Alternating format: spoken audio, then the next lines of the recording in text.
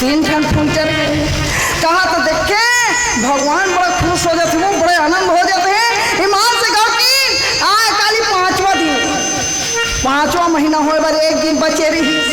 मैं कौन सुगंधी कना के फूल 5 शनि में 11 ठन फूल लाके चढ़ा। भगवान कैसे प्रसन्न होंगे? बोला भगवान चला खुश कर।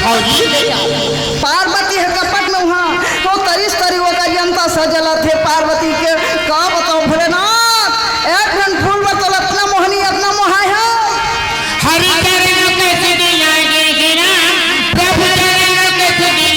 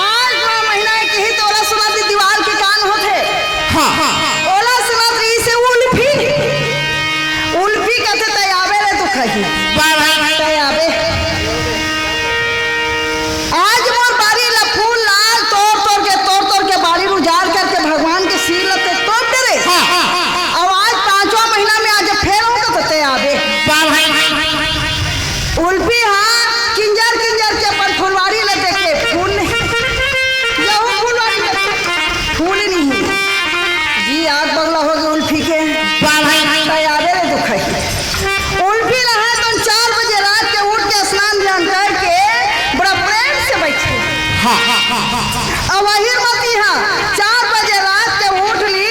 अब स्नान ध्यान करके फूल तोड़े बस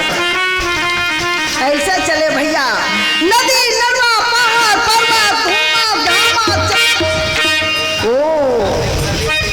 उल्फी आवाज देखते हैं। ठीक है तो यही फुलवाड़ी में ताबे रे दुख ही तब वक्ती में जैसे अहिर मती हाँ घर से निकला दी वही समय में सूर्य उदय हो। अब जैसे सूर्य उदय हो धरिस ना तो उल्फी अपन शेष नाम के छाया फैला। और सूर्य उदय हो धरिस तो उल्फी अपन शेष नाम के छाया में जाके सूर्य ढाक। सूर्य उदय नहीं हुई वहाँ सूर्य ला भागी तो देख लो निकल ही गा। सूर्य के प्रकाश नहीं मिली फूल हम नहीं। संसार भर घूम रहा बरस के दादा संसार में अंधेला छा गए फूल है नहीं फूली। ये फूलवाड़ी में जाते फूल नहीं। ये फूलवाड़ी फूल नहीं। यही मती कथे ताही मैं 3 महीना पूजा करूँ भगवान। आज पूर्णिमा के दिन ही आज पूजा हो गया मैं पूजा हो मैं कैसे करूँ?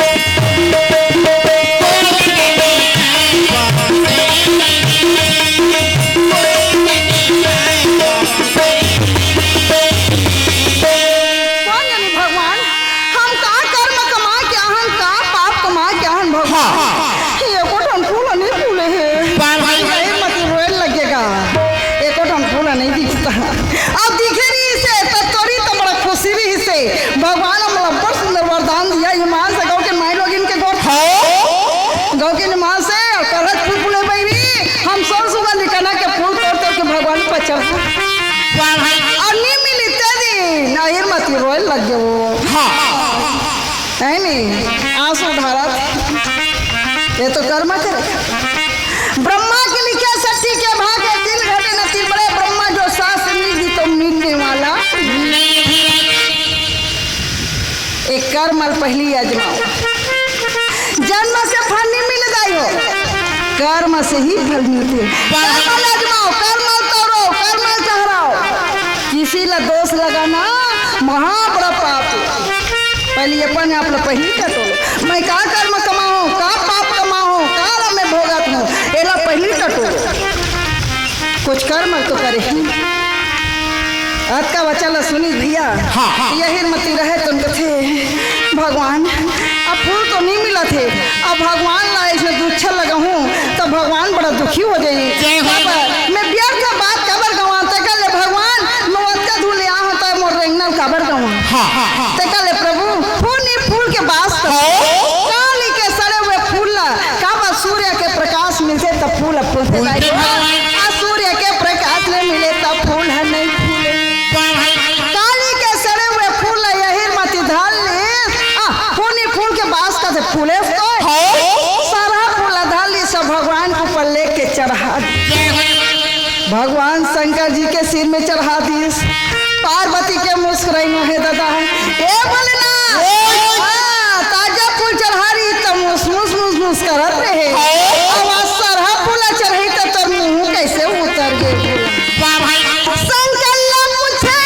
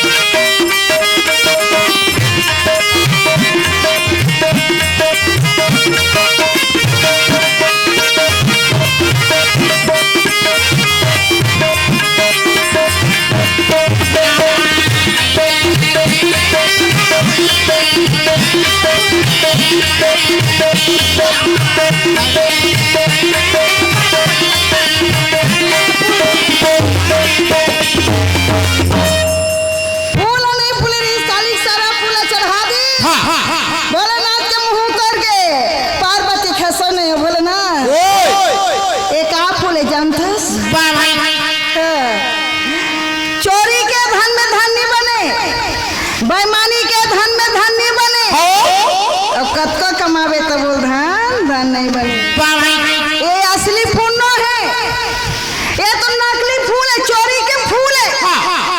चोरा चोरा के तुर पर चढ़ाते बोले ना तेका प्रणाम सरहा फूल में झपा है।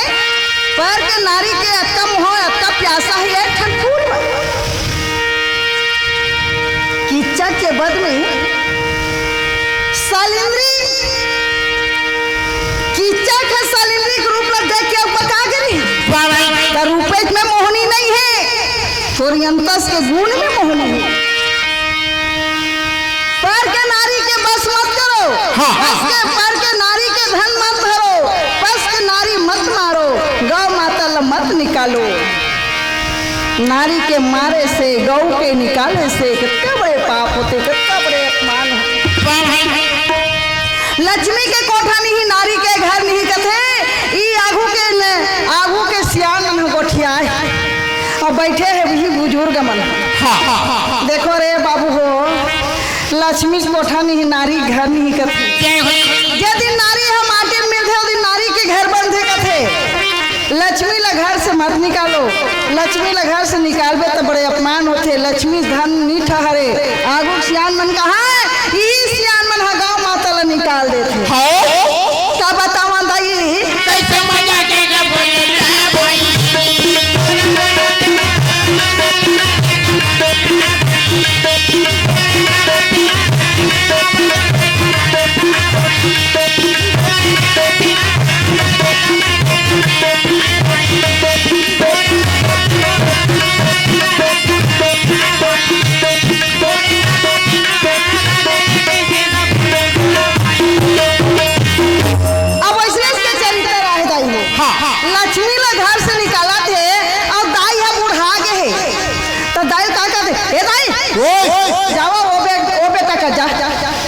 दाई घलक निकाला थे और बाई है बुढ़ा गए कबर नहीं निकाला थे दाई है बुढ़ा गए तो बेटा का जाकर ढकेला थे अब बेटा नहीं है तो जाती अलग खा कहा था अब बाई है बुढ़ा गए नारी बुढ़ा गए तो ओला कबर नहीं खेता रहता ओला कबर नहीं निकाला था कबर वो लक्ष्मी तब ये पाके वो हम दो हमारे दो और घर में डोकी डोक रहे थे निकाल दो माने हम अंधिक दुल्हन हम एक जन बेटा एक जन बहू हम अंधिक दुल्हन कहा और सास या ससुर के नहीं कहा कलयुग के नारी दर्शन बेरे तरु से ते कैसे पतिरा बने कलयुग की नारी कैसे पतिरा बने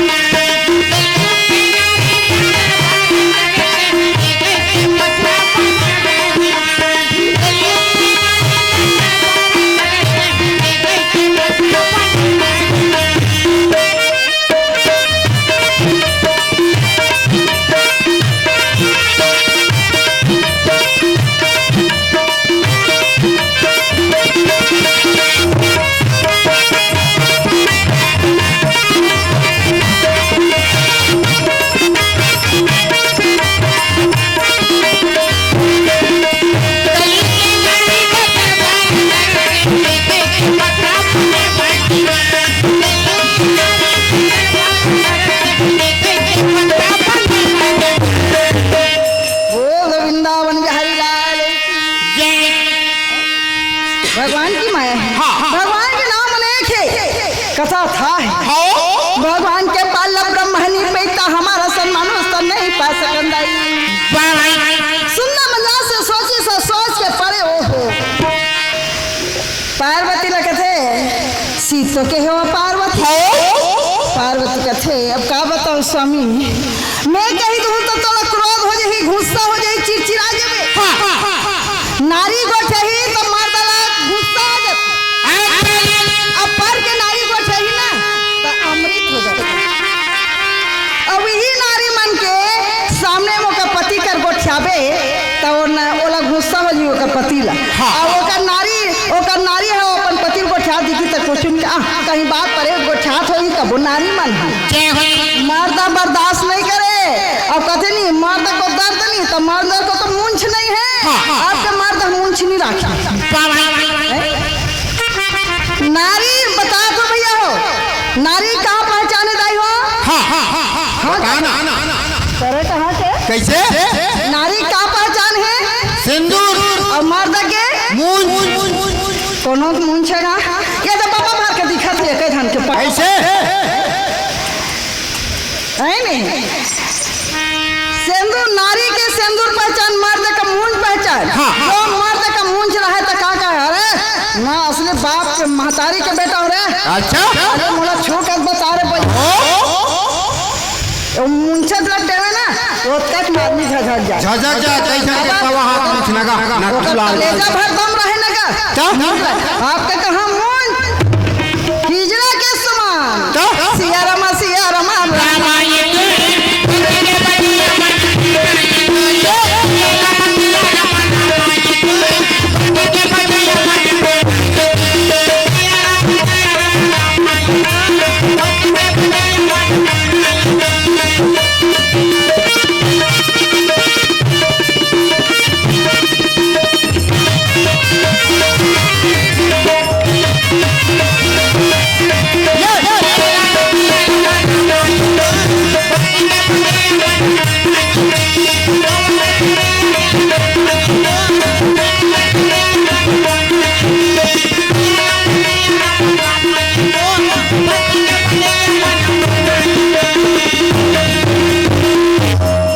भगवान की माँ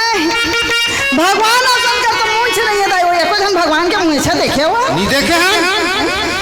एक जन के देखे हो मैं काकल शंकर भगवान के देखे हो ना मैं देखे हो तेरे कहाँ के तो वैसे में बैठे थे शंकर भगवान हो का थे तेरे कहाँ के कैसे वो तो बाबा शंकर भगवान हुई ना मर्द का मूंछ पहचान और जौन मर्द का मूंछ ना हिजड़ा के समान कर जब मर्द का जन्म ले हो तो मूंछ जरूरी रखता। दाई दादा रेंगी कब होगा? दाई दादा माथे तक तो मूंछ ला रखेला तो हम नहीं रखे हैं, हमारे दाई दादा नहीं रखे। तेरे कहाँ के कैसे? ये दाई दादा है तो मैं छडारी है, तो दाई दादा मार गए तो मैं छडारी ढलोक दे देबे। ताओ माई चुटे खड़े दे हम। वैसा में ते मार दनो। तो माई चुटे खड़े दे हम। ऐसे का बाबा हो? हैं? अबे बाबा मन काला हो करू दी, ओकरा मन कर मैं छना नहीं। हैं? आगू में छरा करा रे तोर में छा, ये भैया कर रे तोर में छा, ये दाई कर रे तोर में।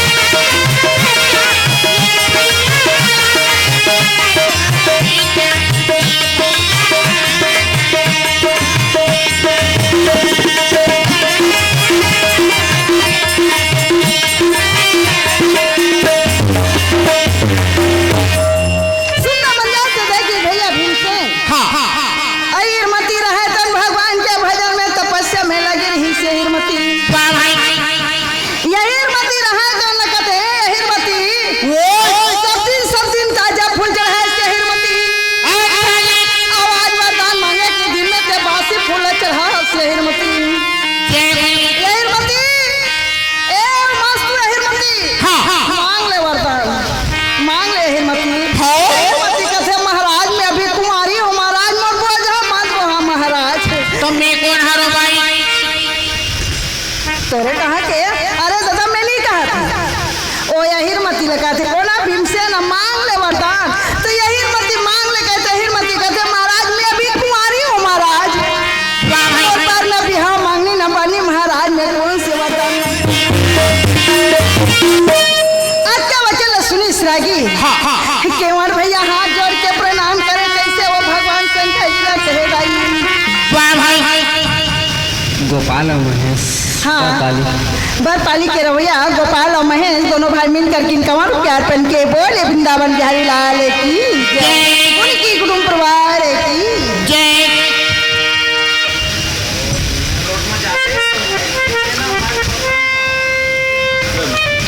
गुप्त दान महाप्रदान भगवान के चरण में हमारे भाई इनका और प्यार पहन के बोले वृंदावन बिहारी लाल की जय, उनकी कुटुंब परिवार की। सुना था सरागी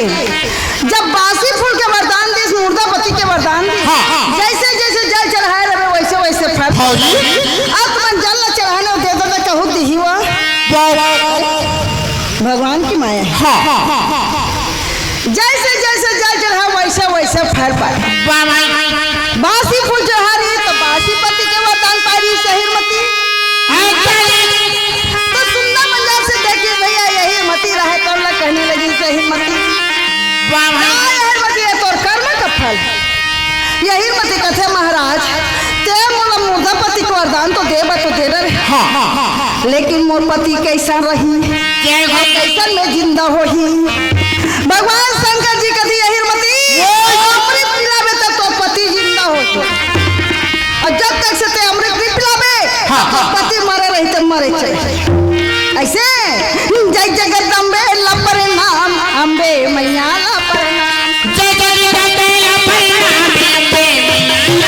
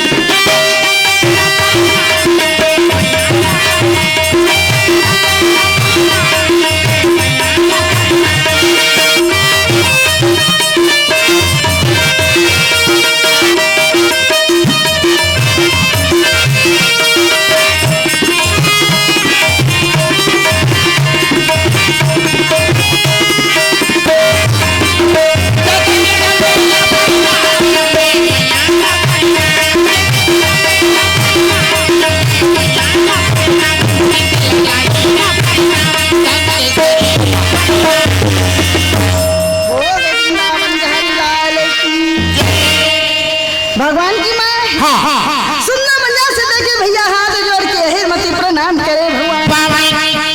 मोला मुर्दा पति के वरदान दे हो भोलेनाथ भोलेनाथ कभी हेरमती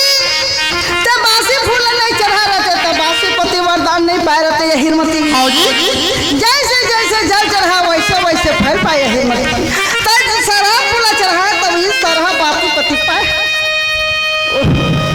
अमृत पानी कहाँ ले पाऊँ भगवान आप मोला जिंदा अमृत पानी के तब मैं कहाँ अमृत पानी खोज जाऊँ तब वो समय हेरमती कहाँ चले और भगवान शंकर जी मुर्दा पति के वरदान दे अब माँ सुनना मजा से अपन पोशाक ला धर ली आ धर के गंगा नहाए बजावत वही समय कथे भगवान मोर मुर्दा पति के वरदान अरे हो ना हो यही तो नहीं हुई अचानक देख पड़ी से हेरमती दस मंजर वो तो पानी का रहा तो महारी भीम से ना पानी हटा के तीर में मार के दस मंजर में फेंक दी थोड़ा तो दौड़ा चलाने लगे भैया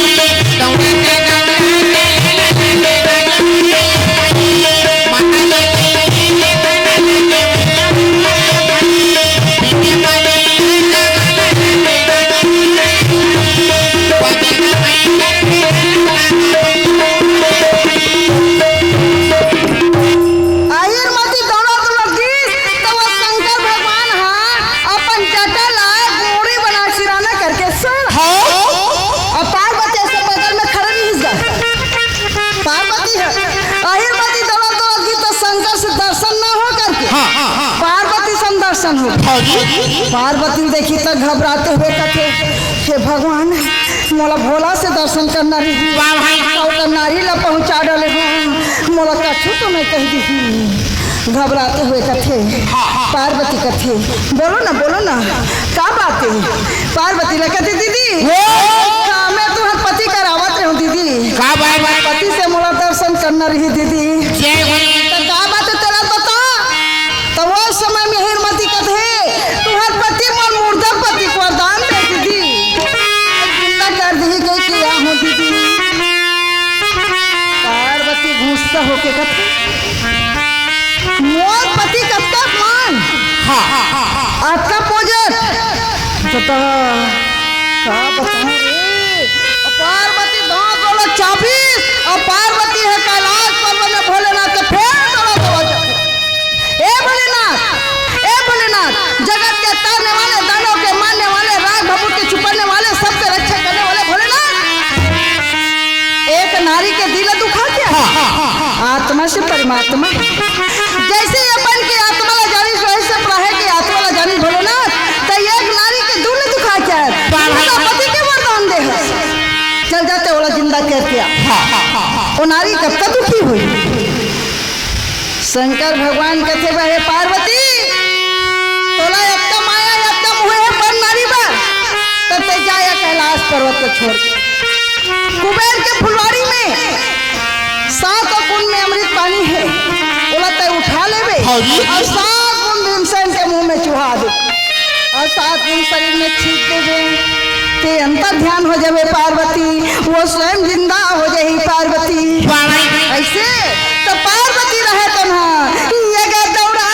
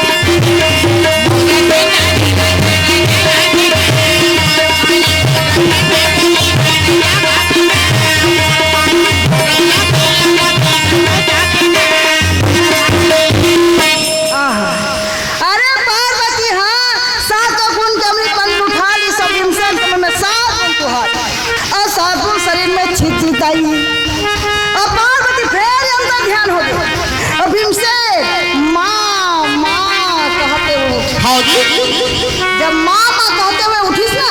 तो हिरमती कहते हाय मोर पति देव काय बोल जोड़ीदार तेरे कहाँ के वाह भाई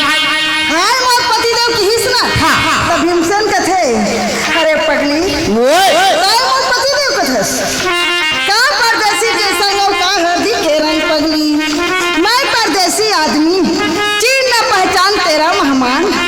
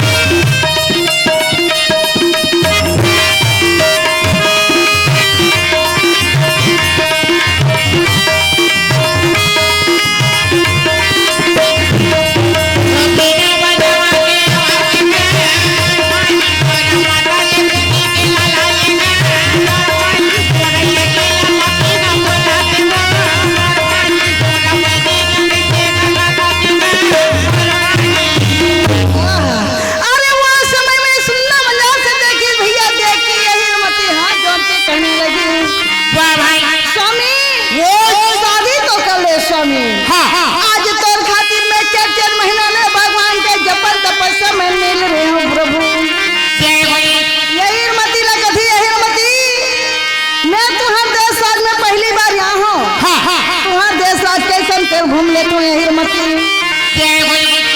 अरे सदा दिन तो मिलन है सदा दिन को ठियाना है सदा दिन कमाना है या हिरमती तब शादी कर ले कुछ दिन बीत जही तो मुलाकात हो जही वो समय तो हमार शादी कर ले वो या हिरमती लेकिन अभी तुहार देश राज्य मोला घुमान दे या हिरमती हिरमती कथे कैसे गोठिया तो जी एकन बैठ के गोठिया ले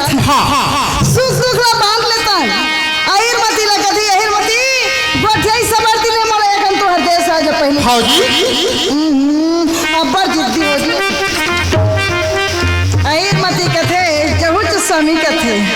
जायज बात तो यहाँ में है लेकिन बता दिया हिरमती कौन दिशा में जाना है मोरा दक्षिण दिशा में जाना है हिरमती देखो स्वामी जाए बच जहू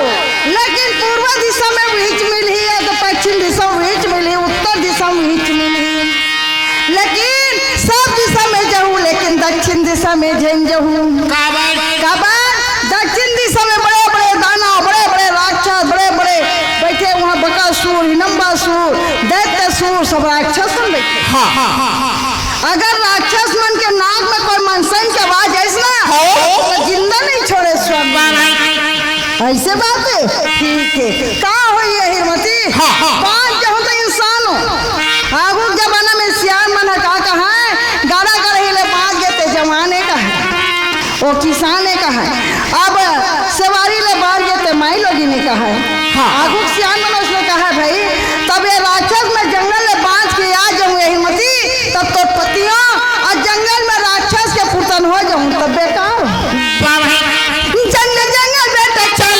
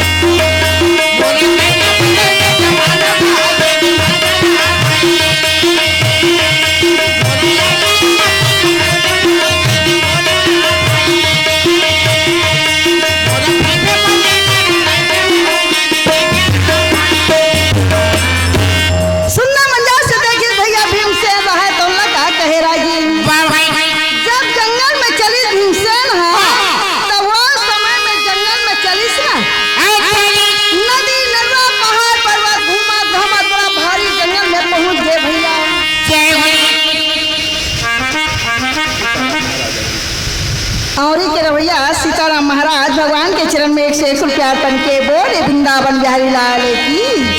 उनकी कुटुंब परिवार की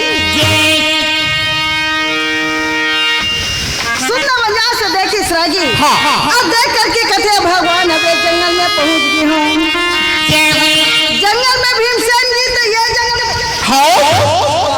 ऐसने तो हमरो देश राज में हैगा लाल हरा पीला नीला अब ये ऐसने तो हमरो देश राज ऐसने फूल फूले दाई हमरो देश राज में वो तुम्हारा नहीं कहा हमारा देश राज में सब हमारे देश राज में ऐसे से रहा तो यह हिरमती कहे हैं दक्षिण दिशा में झंझा बेटे के तो चलना चाहिए। भीमसेन नदी नरवा पहाड़ पर्वत घूमा जहां दक्षिण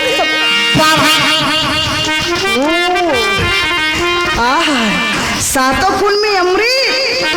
तो अमृत पानी का भीमसेन जब प्यास मार जाते पानी तीर में जाते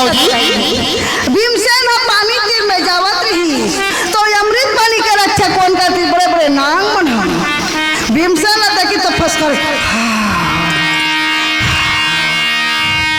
भीमसेन कथे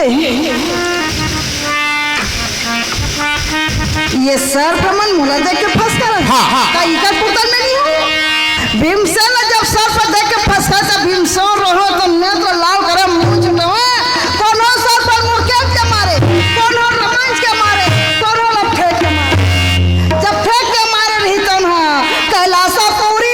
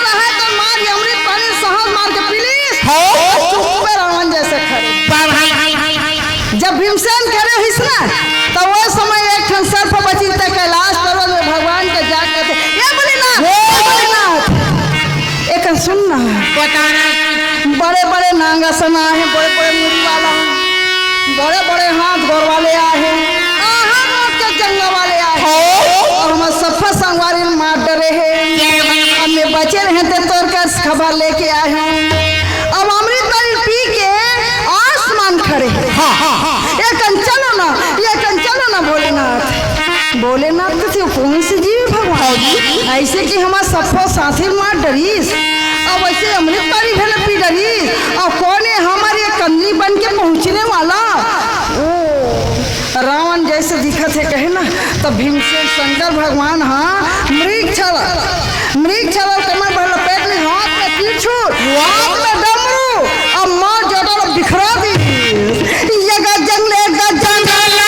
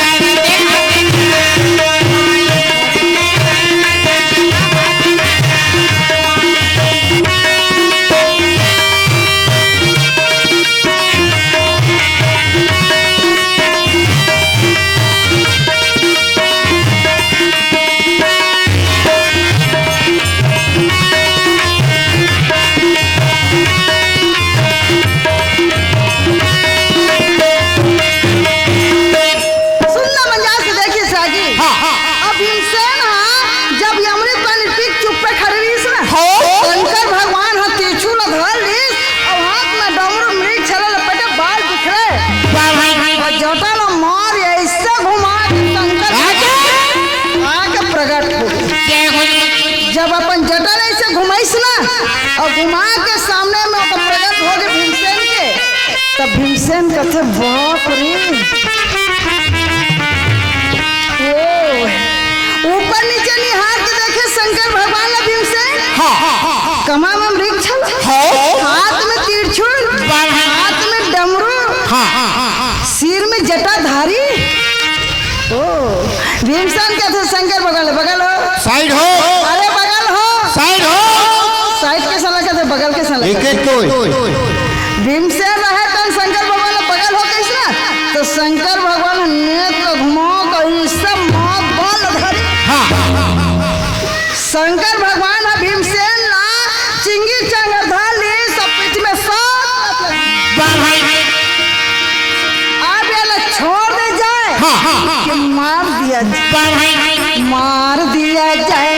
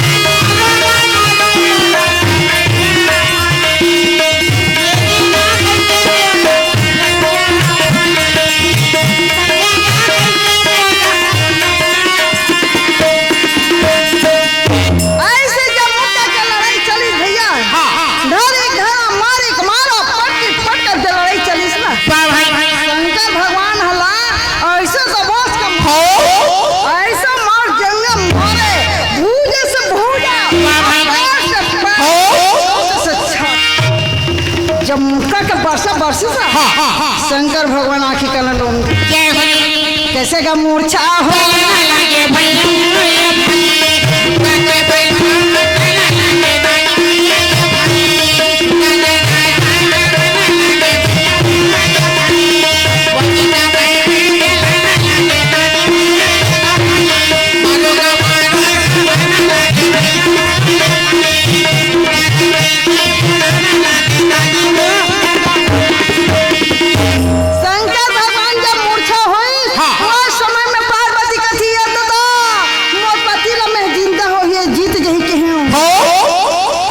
ये कहाँ के